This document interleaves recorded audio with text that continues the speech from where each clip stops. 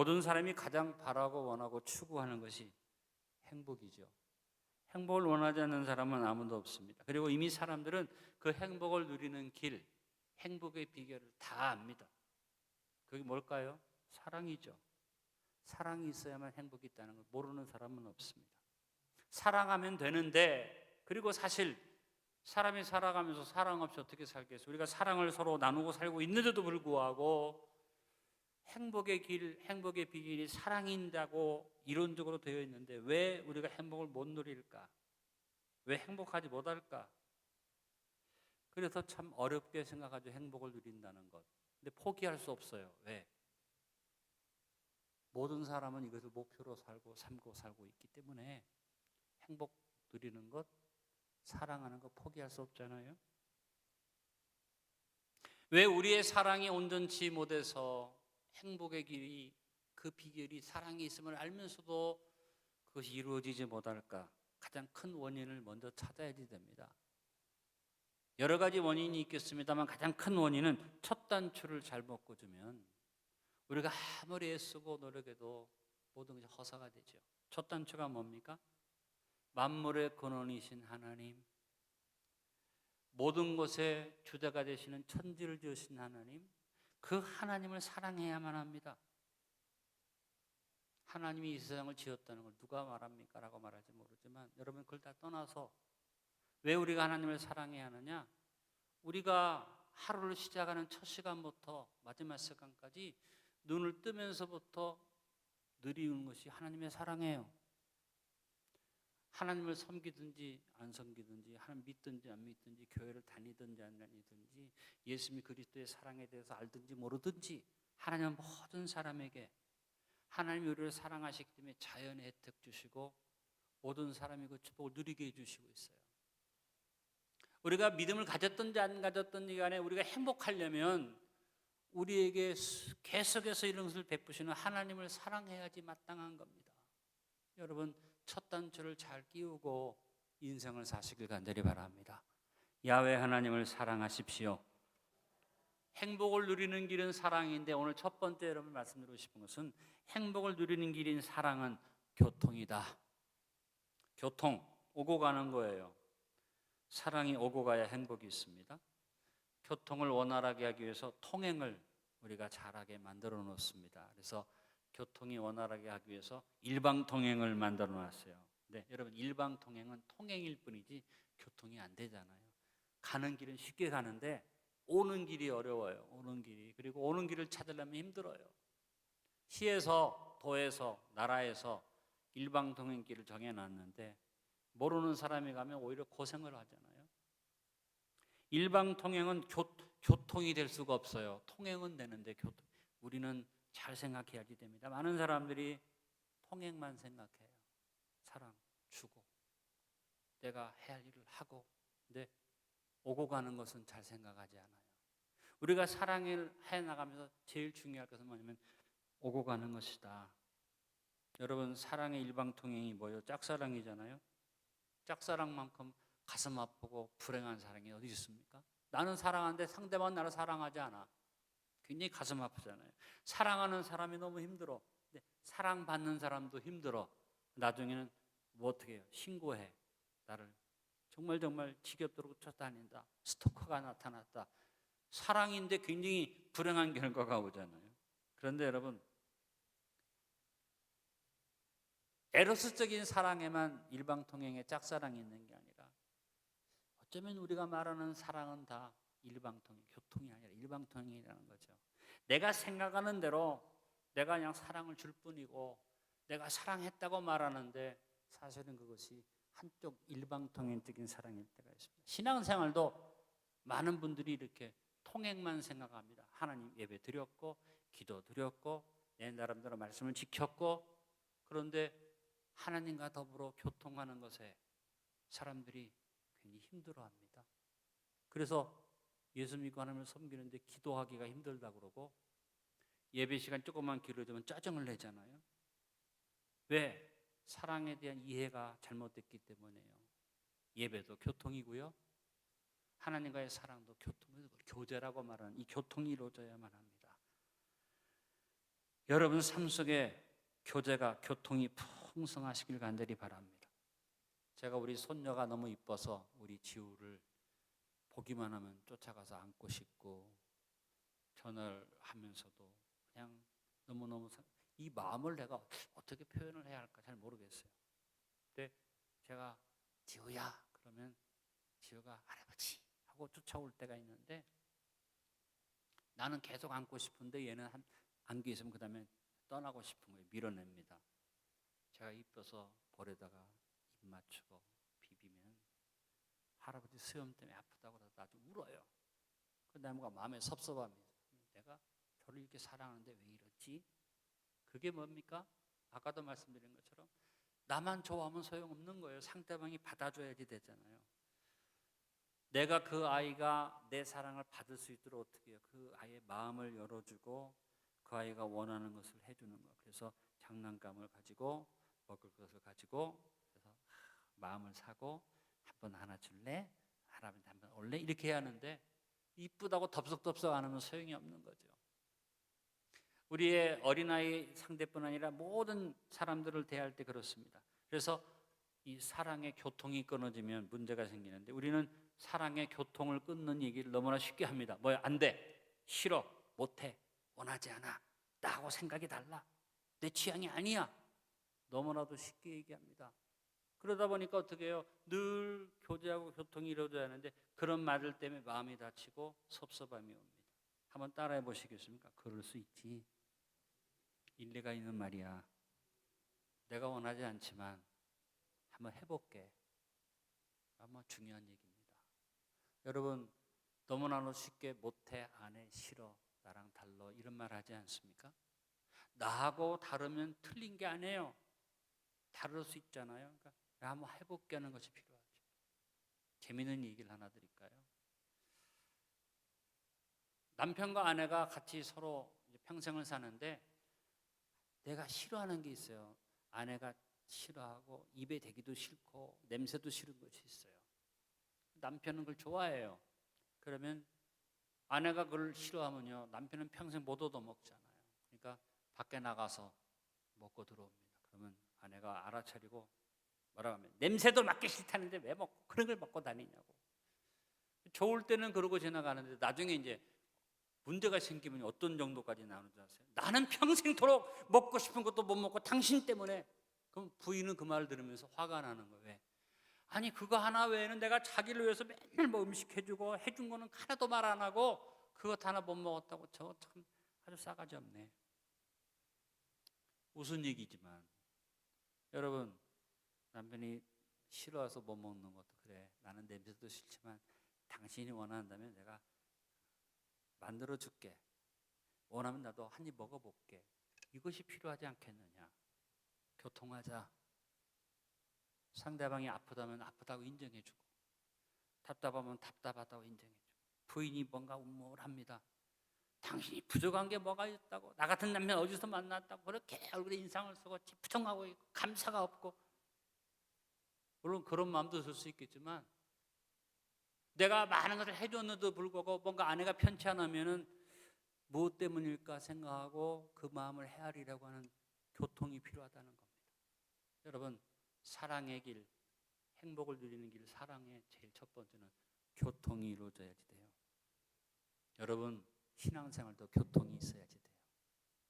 여러분 가정의 교통이 원활하기를 주의 이름으로 축원합니다. 두 번째, 행복을 누리는 길인 사랑은 섬김입니다. 진정한 행복은 사랑으로 서고 섬기면서 봉사할 때 이루어집니다. 예수님이 제자들의 발을 씻겨주셨죠. 요한복음 13장 14절로 15절에 발을 씻기면서 예수님 말씀하셨어요. 내가 저와 또는 선생이 되어 너희 발을 씻었으니 너희도 서로 발을 씻어주는 것이 옳으니라. 내가 너희에게 행한 것 같이 너희도 행하게 하려 하여 본을 보였노라. 섬김에 대해서 사람들은 단편적인 섬김은 실천합니다. 또 단편적인 섬김을 가지고 다 했다고 생각합니다. 여러분 한번 생각해 보세요. 예수님이 평소에 제자들에게 섬기는 모습이 없고 제자들한테 군림하는 모습으로 제자들이 뭔가 예수님께 잘못할 때 그를 용서하지 않았다면 아무리 발을 씻어도 제자들의 마음에 감동이 있을 수 없어요. 그런데 예수님이 발을 씻기신 그 사건 하나만 놓고 단면적인 그런 현장의 모습만이 아니라 제자들이 눈물 흘릴 만큼 감격한 건 뭡니까? 평소에 주님이 섬겨주셨기 때문에 그 발 씻기는 일이 큰 감동을 가져온 것이라고 생각합니다. 내가 못한 게 없는데, 내가 그래도 남편으로서, 내가 아내로서 뭔가 섬겼는데도 불구하고 왜 저쪽이 저런 생각을 하지? 여러분, 때로는 섬김이 분노를 일으키고, 섬김이 때로는 혐오감을 가져오고, 섬김이 때로는 마음에다 그 상처를 줄 수 있습니다. 그게 뭘까요? 지속적이고 계속적인 섬김이 아니라 순간순간만 섬김을 가질 때, 그 섬김이 아니라 동냥이나 적선이나 마치 거지에게 뭐 던져주는 것처럼 큰 돈 벌어다 턱 던져주면서 됐지 이제? 내가 너희들을 위해서 이 정도 해주면 된 거 아니냐? 여보, 당신한테 내가 하루 세끼 밥 해주면 됐지? 그런 걸로 되는 것이 아니라는 거죠. 섬김은 뭡니까? 계속 되어지는 거죠. 아담의 가정에서 섬김이 사라질 때 살인자 가인이 나타났고, 아브라함의 가정에서 섬김의 역사가 깨질 때 이스마엘과 이삭이 갈라지면서 그것이 오늘날 세계 화약고 중동의 분쟁의 씨앗이 바로 섬김이 사라진 아브라함의 가정에서 시작된 겁니다.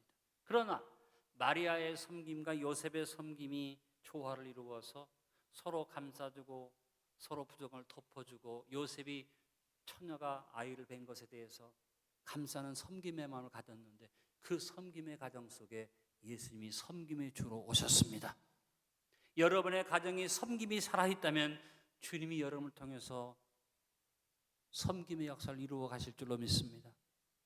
마태복음 20장 28절과 마가복음 10장 45절에 예수님이 오신 목적을 말합니다. 인자가 온 것은 섬김을 받으려 함이 아니라 도리어 섬기려 하고 자기 목숨을 많은 사람의 대속물로 주려 함이니라.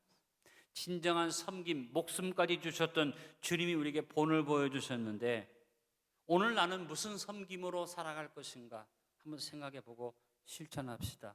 안덕교 성도 여러분, 주님이 목숨 주신 것처럼 엄청나게 큰 섬김 필요하지 않아요. 한 가지만 합시다. 따라하면 일일 일선하며 삽시다. 한 가지만이라도 섬기면서 선을 행하면서 우리가 살아간다면 우리의 삶은 참 행복한 길로 갈 수 있게 될 줄로 압니다. 세 번째, 행복을 누리는 길인 사랑은 희생입니다.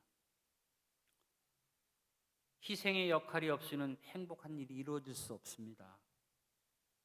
우리가 어떤 일이든지 수고하는 사람이 있어야지 없잖아요. 쌀을 대하면서 농부의 수고를 생각하지 않으면 우리가 그 쌀을 먹을 자격이 없지 않겠습니까?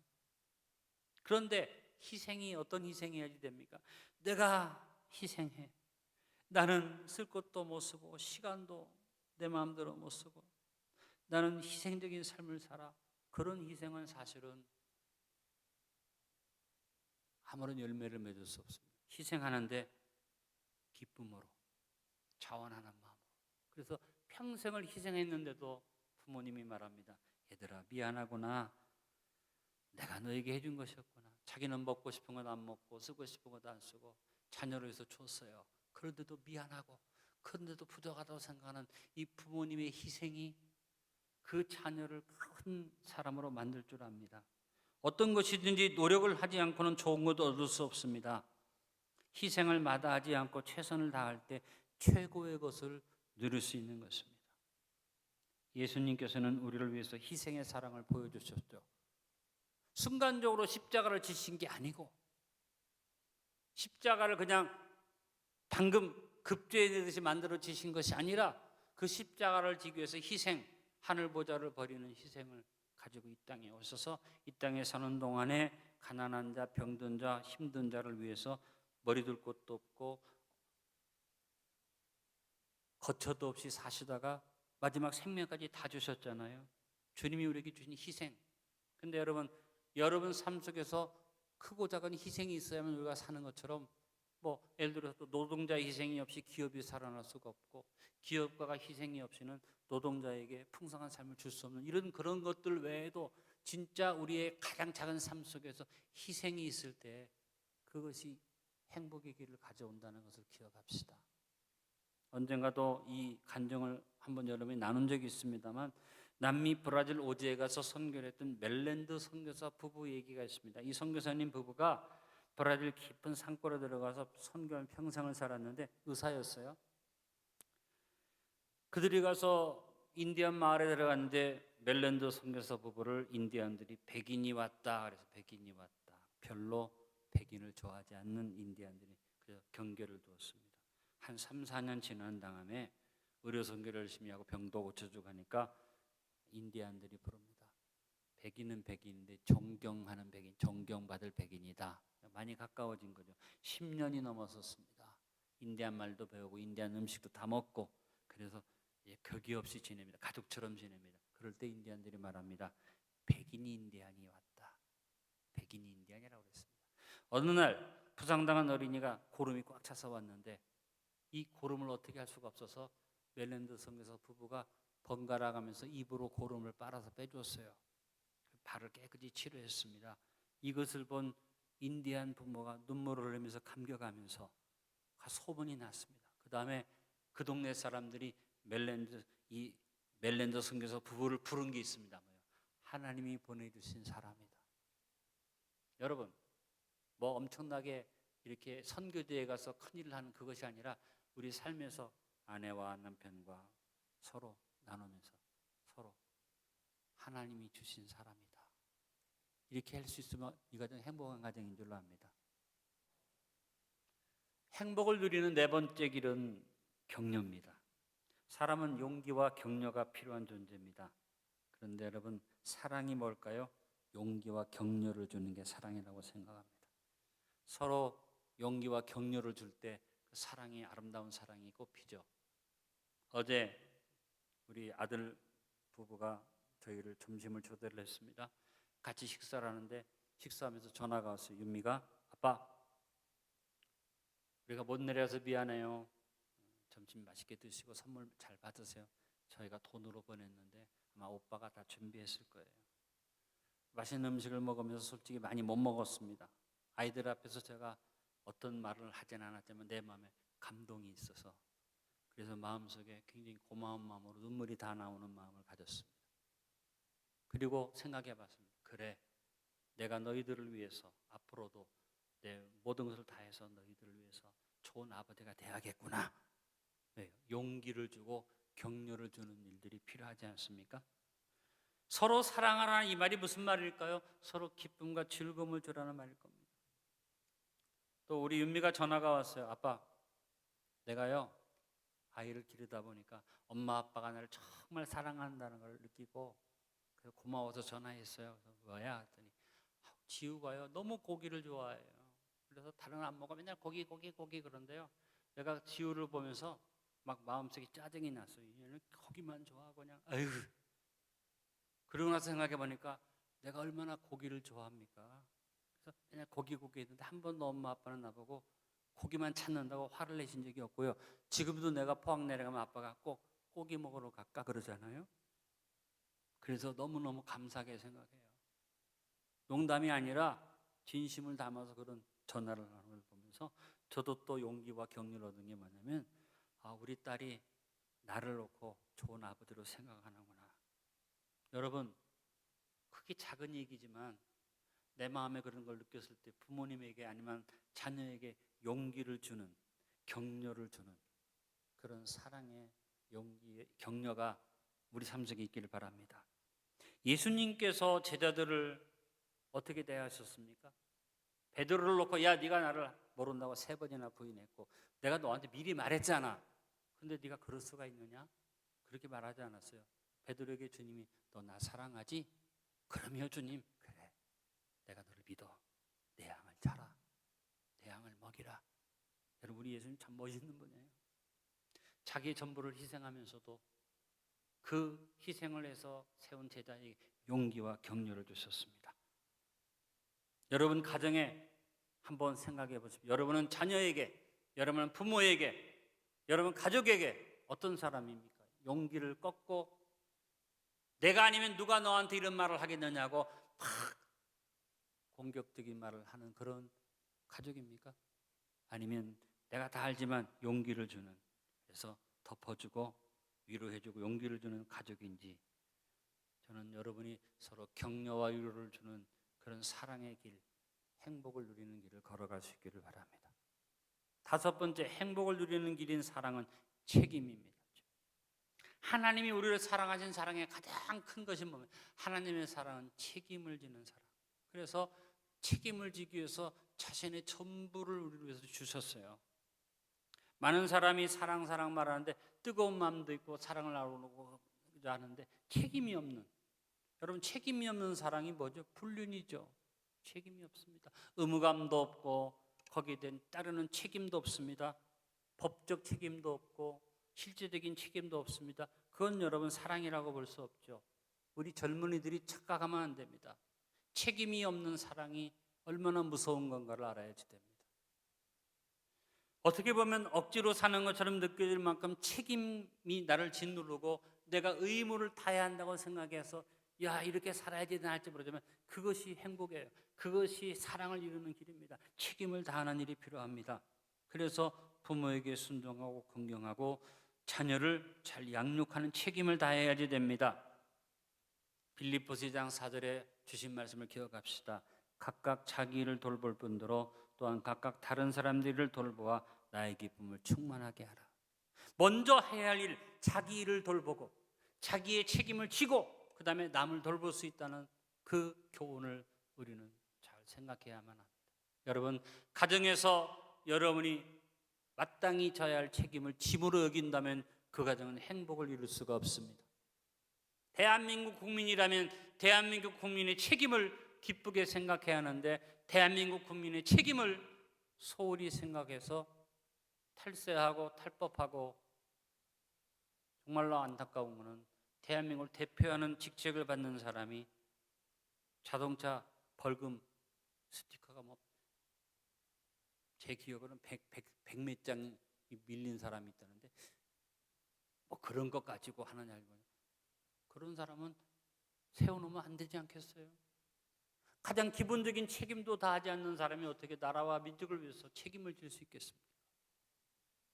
여러분, 안디옥교회 성도 여러분에게 부탁합니다. 대한민국을 사랑하신다면 탈세하지 마시고 여러분 세금 꼬박꼬박 잘 내시고 책임을 다하는 그런 국민들이 될 수 있기를 바랍니다. 지금 우리나라가 불행한 이유는 뭐냐면 책임지지 않으려는 것 때문에. 나라가 엉망이 되고 누가 봐도 현실적으로 문제가 생겼어요. 책임을 가지고 고백하고 미안하다고 잘해보겠다면 누구도 말하지 않을 텐데, 그런데 역대 이래로 제일 경제 지표가 좋다고 그렇게 얘기하니까 기가 막힙니다. 책임을 지지 않는 지도자, 책임을 지지 않는 국민, 그 나라는 망합니다. 우리가 기도해야 할 것입니다. 말씀의 결론을 맺습니다. 행복을 누리는 길을 우리는 다 압니다. 그것은 사랑입니다. 행복의 제일 첫 단추, 야훼 하나님을 서로 사랑합시다. 행복을 누리는 길인 사랑을 실천하기 위해서 5가지 단어를 생각해 봤습니다. 따라해 봅니다. 교통, 섬김, 희생, 격려, 책임. 더 많은 실천 항목들이 있을 것입니다. 가정의 달 5월을 맞아서 어버이 주일을 맞아 내 아버지 집 천국을 향해 행복을 누리는 길을 한 걸음씩 함께 걸어갑시다. 영적 교통을 나누면서 섬기면서 희생하면서 격려해주면서 책임을 다하면서 함께 갑시다. 내 아버지 집에 함께 갑시다.